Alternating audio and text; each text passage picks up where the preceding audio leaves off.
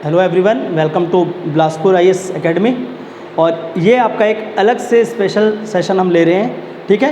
क्योंकि चलिए, जहाँ पर अंधकार होता है वहाँ पर थोड़ी सी आपको किरण दिखती है, और उसी तरह से क्या हो रहा है आज जो भी आपने डार्कनेस था, जैसा भी था सीजीपीएससी में, और जो भी आपका एक मूवमेंट चल रहा है स्टूडेंट मूवमेंट, वो सारे चीज़ों को तो हम कर ही रहे हैं। उसमें लिए भी अलग से हमने आपको बताया है कि किस तरह से आप जुड़ सकते हैं और किस तरह से उसके लिए आपको आगे बढ़ना है, ठीक है। बट अभी इस सेशन में नहीं, इसके बाद एक और वीडियो बनाकर आपको उसके बारे में पूरा डिटेल देंगे। पर ये वाला जो सेशन है ये आपका रिगार्डिंग है मेंस के लिए, ठीक है।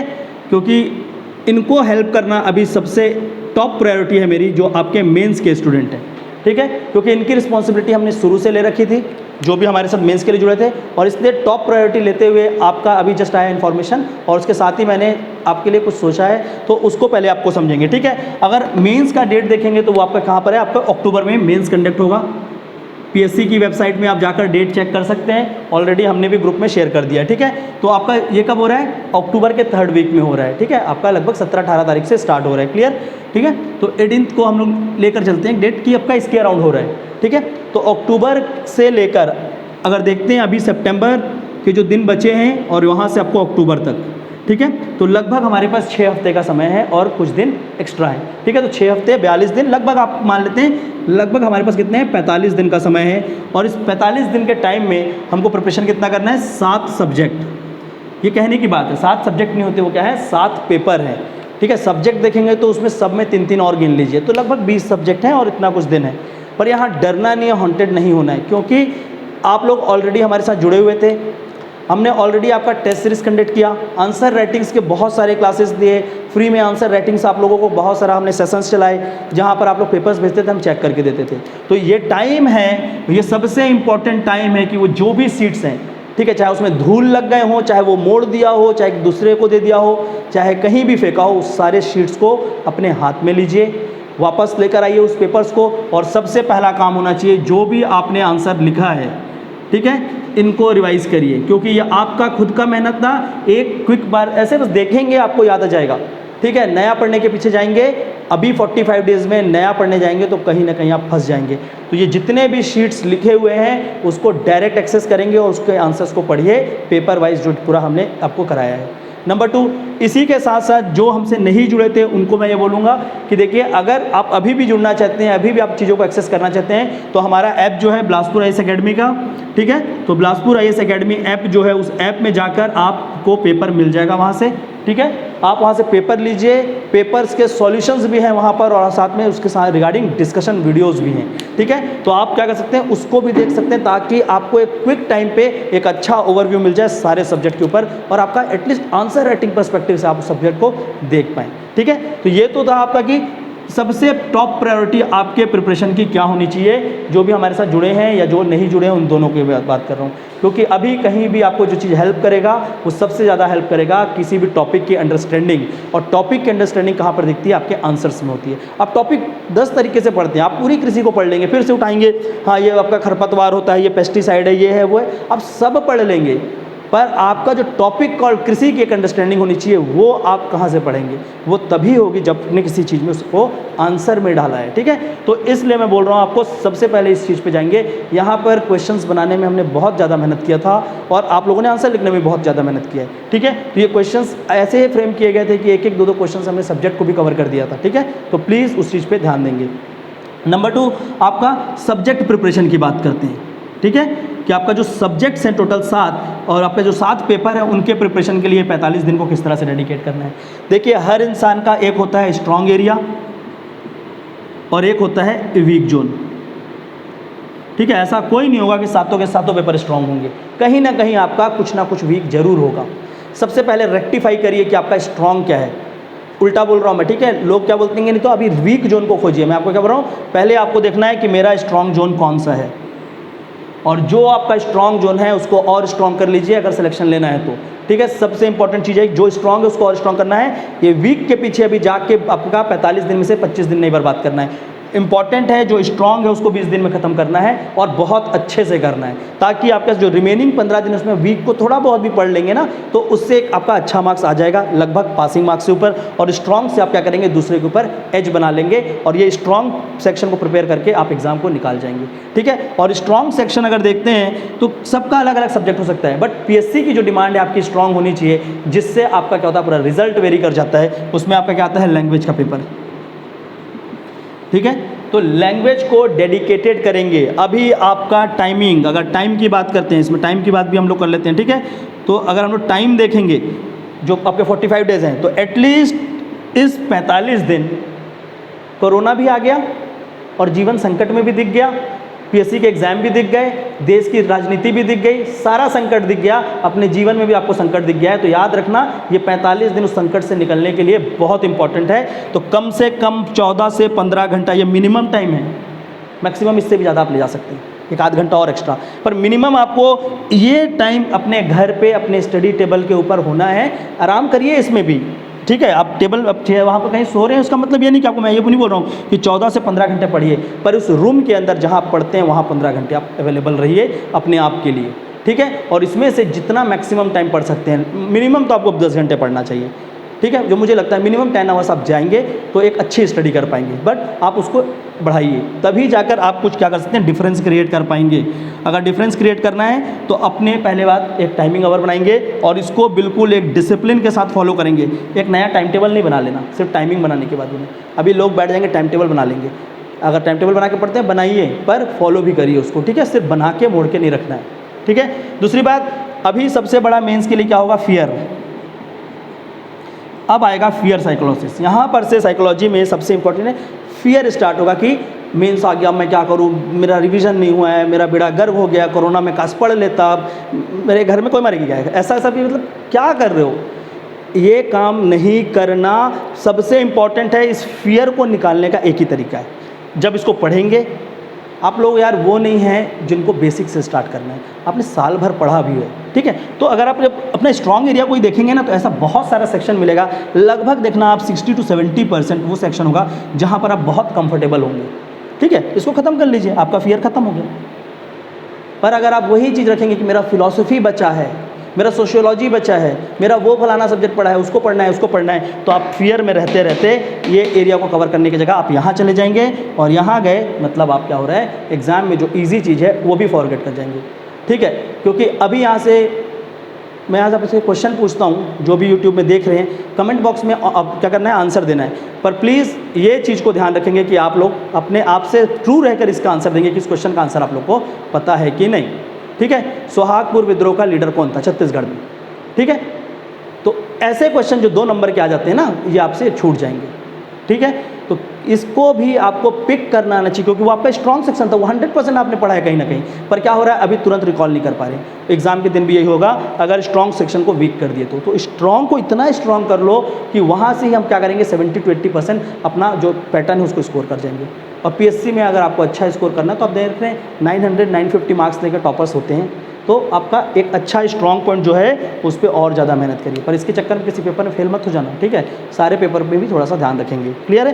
तो स्कोर करने के लिए एक लैंग्वेज का पेपर बहुत इंपॉर्टेंट है, तो लैंग्वेज आप लोग पढ़ेंगे, क्लियर है। इसके बाद लैंग्वेज के बाद जो दूसरा पेपर है, जो सबसे ज़्यादा हाईएस्ट स्कोरिंग पेपर है छत्तीसगढ़ पीएससी का, वो है ऐसे। चलिए, तो अब ये बात आती है ऐसे की, कि ये ऐसे को अब कहाँ से प्रिपेयर किया जाए। 45 दिन बचे हैं, कैसा होगा ऐसे, ठीक है। मैं आपको ये बोलता हूँ 6 पेपर आप पढ़ो, 7वां पेपर मेरे ऊपर छोड़ दो, ऐसे यहाँ पर छोड़ दीजिए, ठीक है। हम क्या करेंगे आपके लिए, यहाँ पर मैं आपको हेल्प कर रहा हूँ, ये सबके लिए ओपन होगा, ओपन प्लेटफॉर्म होगा, इसके लिए कोई चार्ज नहीं पे करना है और कहीं भी जाके ट्रैप मत होना, ठीक है। आई विल हेल्प यू इस चीज़ के लिए, 1 रुपये भी आपसे किसी से कोई चार्ज नहीं होगा, क्योंकि आपका टाइम बहुत कम है और आपके ऊपर जस्ट सर पे एग्जाम दे दिया गया है। तो लगभग हमारे पास 6 हफ्ते बचते हैं, ठीक है, जिसमें एक शनिवार और एक संडे है। तो लगभग अगर 6 हफ्ते में अगर आपके लिए 2 वीडियो बनाऊँ तो 12 टॉपिक हम कवर कर सकते हैं, ठीक है। और ये 12 टॉपिक वो कवर करेंगे जो एक बड़े डायमेंशन में कवर करेंगे, ताकि इन्हीं 12 टॉपिक से कई ऐसे को आप लिख सकें, ठीक है। जैसे एक दिन हम क्या कहिए, छत्तीसगढ़ के कल्चर पे बात कर दिए, तो कल्चर पे 4-5 प्रकार से ऐसे बन सकता है। ग्रामीण अर्थव्यवस्था छत्तीसगढ़ में बात कर लिए, उससे 4-5 ऐसे बन सकता है, ठीक है। तो हम क्या करेंगे, होलिस्टिक डायमेंशन में बात कर लेंगे 2 से ढाई घंटे का एक सेशन लेकर, जहाँ पर आपका पूरा ऐसे हम कवर करा के आपको देंगे जितना हमसे हो पाएगा, ठीक है। इसके बियॉन्ड आपको पढ़ना है तो आप बिल्कुल पढ़ सकते हैं। क्लियर है? तो ये आपका ऐसे का सेशन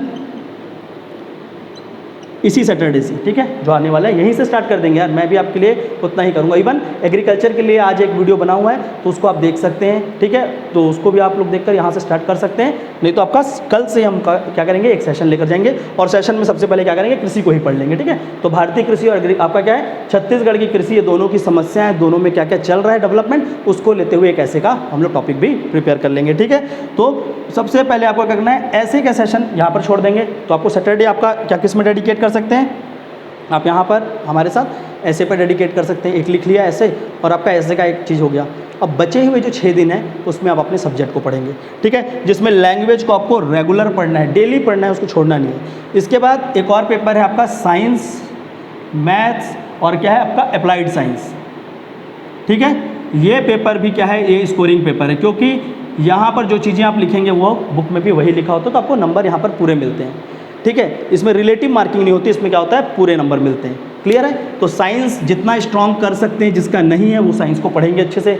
मैथ्स ये भी आपका क्या है, कंटिन्यूस रिवीजन मांगता है, और अप्लाइड साइंस भी, ठीक है। और इन तीनों में देखेंगे तो अप्लाइड सबसे आसान है, ये भी मैं आपको बता दूँ। तो लैंग्वेज, इसको आपको रेगुलर पढ़िए।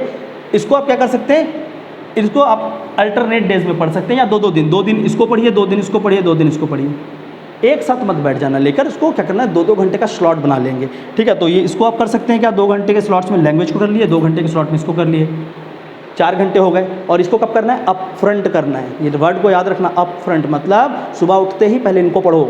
आप लोग क्या करेंगे, जीएस और रात को 10 बजे बैठे हैं लैंग्वेज और मैथ्स खोल के, नहीं करता मन पढ़ने का, ठीक है।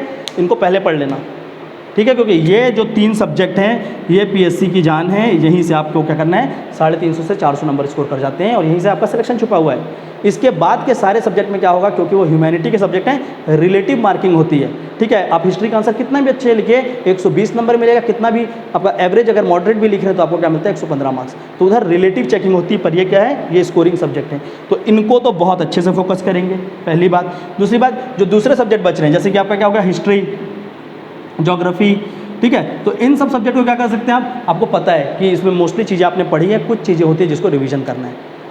रिवीजन करना सीखिए पहले तो। लोगों को रिवीजन करना नहीं आता है।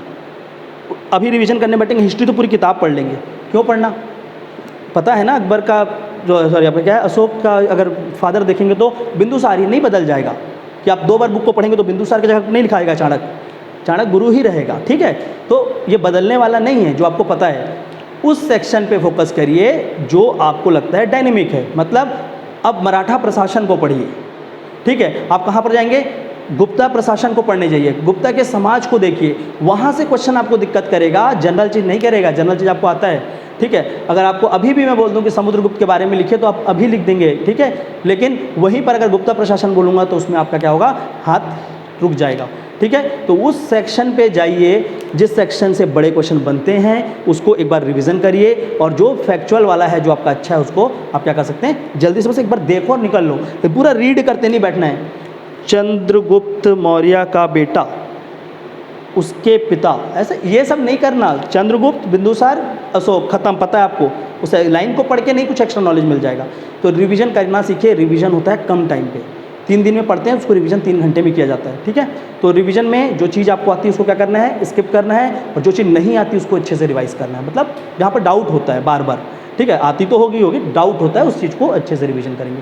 तो प्लीज़ एक रिवीजन का अच्छा फॉर्मेट बनाइए, ठीक है। 4 घंटे में आपका यहाँ से आप मैक्सिमम आउटपुट गेन कर सकते हैं, ठीक है। तो आपने दिन का पहला डेडिकेशन यहाँ पर दे दिया, सपोज कर लीजिए, ठीक है। तो आपका एक स्लॉट बन गया 2 घंटे का, फिर आपने एक स्लॉट बना लिया 2 से ढाई घंटे का, तो आपका ये हो गया, ठीक है। अगर टाइमिंग के हिसाब से देखते हैं, कोई 7 बजे अगर स्टार्ट करता है तो 7 से 9 लैंग्वेज हो गया, उसके बाद 9:30 बजे बैठ गए, 9:30 से 11:30 आपका क्या हो गया, साइंस मैथ्स वाला पेपर का, उसको पढ़ लिए, ठीक है। सैटरडे अलग से आपने क्या किया है, ऐसे के लिए रखा है, ठीक है। तो एक हाफ सैटरडे का आपका ऐसे में जाएगा, दूसरे हाफ में क्या करेंगे, जो वीक में पूरा पढ़ेंगे मंडे टू फ्राइडे उसको रिवीजन करेंगे, और संडे को क्या करेंगे, टेस्ट लिखेंगे, ठीक है, और साथ साथ रिवीजन भी करेंगे। तो 7 से 9 आपका ये हो गया, 9 से 11:30 इधर बना लिया आपने टाइम। फिर थोड़ा आराम कर लीजिए।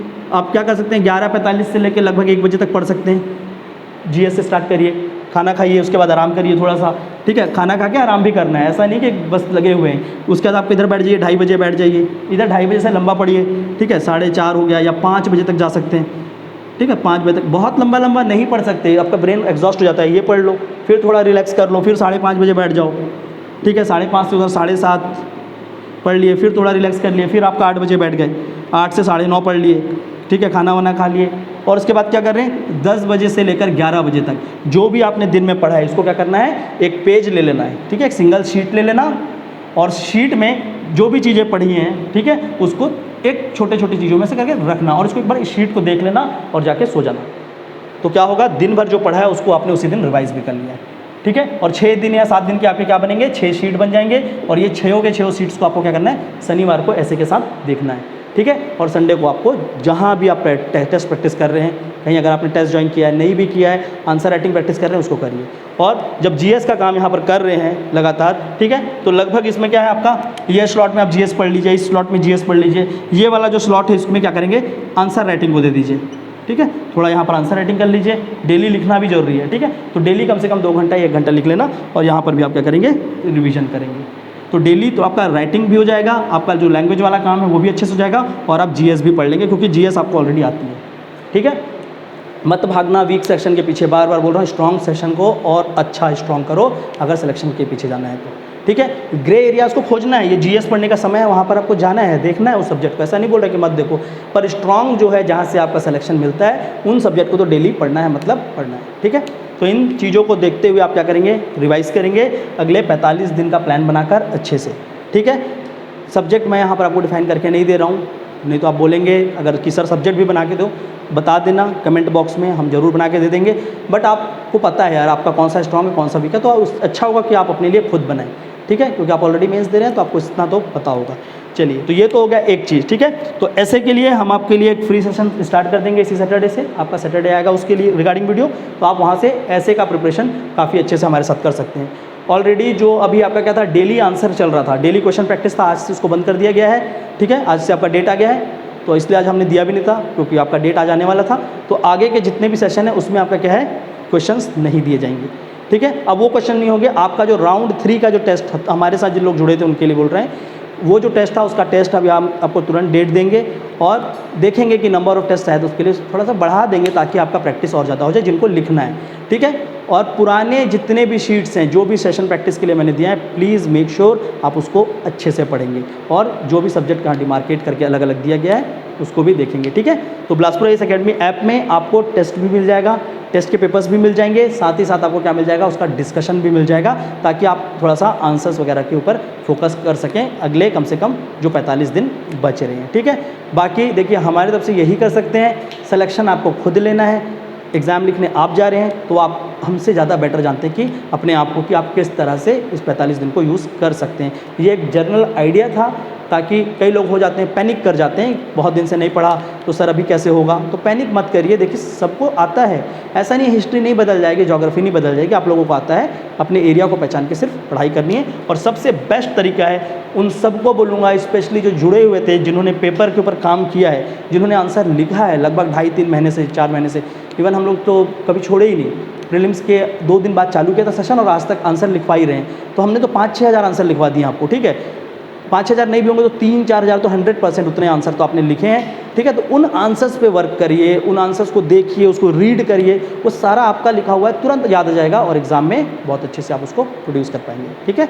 और जो भी आपको सजेशंस देना है, किसी को अभी लगता है कि सर कुछ हेल्प कर दो या कोई सब्जेक्ट्स के रिगार्डिंग कोई दिखा दो टॉपिक हो, ठीक है। अब मैं एकदम एक्सक्लूसिवली कोई सब्जेक्ट तो नहीं पढ़ा सकता, अब आप बोलोगे सर अगर फिलॉसफी पढ़ा दो तो वो काम नहीं हो पाएगा, आपका ऐसे वो चीज़ दिख रहा है जो हम क्या कर सकते हैं, क्योंकि वो टॉपिक ओरिएंटेड है, ठीक है। किसी टॉपिक में पर्सनल कोई प्रॉब्लम जा रहा है तो आप हमसे पूछ सकते हैं, हमारा टेलीग्राम लिंक, हमारा आपका जो ऑलरेडी व्हाट्सअप ग्रुप है, हम आपको सारा चीज़ यहाँ पर डिस्क्रिप्शन बॉक्स में दे देंगे, तो टेलीग्राम में भी आप वहाँ पर हमको टेक्स्ट कर सकते हैं, वहाँ पर हमारे पर्सनल नंबर्स हैं, आप हमारे को पर्सनल नंबर्स पे डाउट्स पूछ सकते हैं, बट आपको क्या करना है, लगे रहना है। अब यहाँ पर एटलीस्ट इस 45 डेज़ अपने लिए मेहनत करना है, ठीक है। और बिल्कुल सोचिए मत कि आप कैसे फ़ोन कर लें, हम फलाने कोचिंग से जुड़े हुए हैं, हम किसी और से जुड़े हुए हैं। अरे आप कहीं भी जुड़े हो, मैं पूछूंगा भी नहीं, ठीक है। सिलेक्शन ले लोगे, उसके बाद जाके नाम भी मत लेना, उसमें वो सबसे अपने कोई मतलब नहीं है। सबसे इंपॉर्टेंट चीज़ है कि ये कोरोना पीरियड में जो हमारे साथ जुड़कर जो हमने काम किया है उसको अब रिजल्ट में कन्वर्ट करना है। ये नहीं होना चाहिए कि कोरोना में बाकी की तरह बैठा है तो सही नहीं, आपको हर दिन मेहनत कराया है। तो कोरोना पे जो मेहनत हमने किया है, बावजूद इसके कि कोरोना, ठीक है, हमने क्या किया, करा है, तो हम उससे आउटपुट भी लेंगे और अच्छे से एक आउटपुट लेंगे, ठीक है। तो आप सभी को पहले बात तो कॉन्ग्रेचुलेशन कि एटलीस्ट आपका डेट आ गया है। तो आप बिल्कुल पूरे एनर्जी के साथ लगिए, और जो भी आपको डाउट होता है कुछ भी, डिस्क्रिप्शन बॉक्स में हमारा सारा डिटेल्स है, आप हमसे कॉन्टैक्ट कर सकते हैं। Thank you.